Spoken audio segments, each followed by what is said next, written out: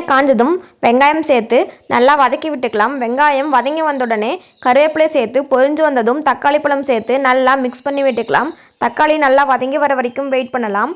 நம்ம சேனலை இன்னும் சப்ஸ்கிரைப் பண்ணாமல் பார்க்குறீங்கன்னா மறக்காமல் சப்ஸ்கிரைப் பண்ணிடுங்க.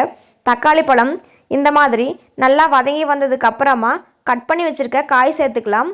கத்திரிக்காவை நீள்வாக்குலையும் கட் பண்ணிக்கலாம், இல்லைன்னா இந்த மாதிரி சின்ன சின்னதாகவும் கட் பண்ணி சேர்த்துக்கலாம். உருளைக்கிழங்க மேலே இருக்க தோலை நீக்கிட்டு வாஷ் பண்ணிவிட்டு சின்ன சின்னதாக கட் பண்ணி சேர்த்துக்கலாம்.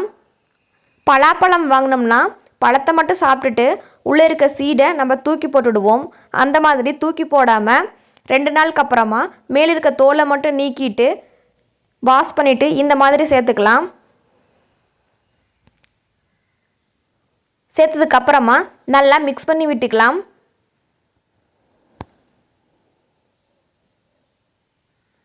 காயை நல்லா மிக்ஸ் பண்ணி விட்டதுக்கு அப்புறமா காய்க்கு தேவையான அளவு உப்பு, மஞ்சள் தூள், காரத்துக்கு தேவையான குழம்பு மிளகாய் தூள், சீரகத்தூள் சேர்த்து நல்லா மிக்ஸ் பண்ணி விட்டுக்கலாம். இப்போது தேவையான அளவு தண்ணி சேர்த்து காய் நல்லா வதங்கி வர வரைக்கும் வெயிட் பண்ணலாம்.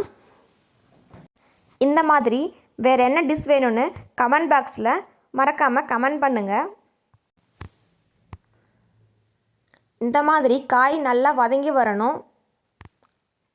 பாருங்கள், ஓரளவுக்கு தண்ணி நல்லா ட்ரை ஆயிருச்சு. சாதத்தோடு சேர்த்து சாப்பிட்றதுக்கு அருமையாக இருக்கும். நீங்களும் ட்ரை பண்ணி பார்த்துட்டு எப்படி இருக்குன்னு கமெண்ட் பண்ணுங்கள். பிடிச்சிருந்தா லைக் பண்ணுங்கள்.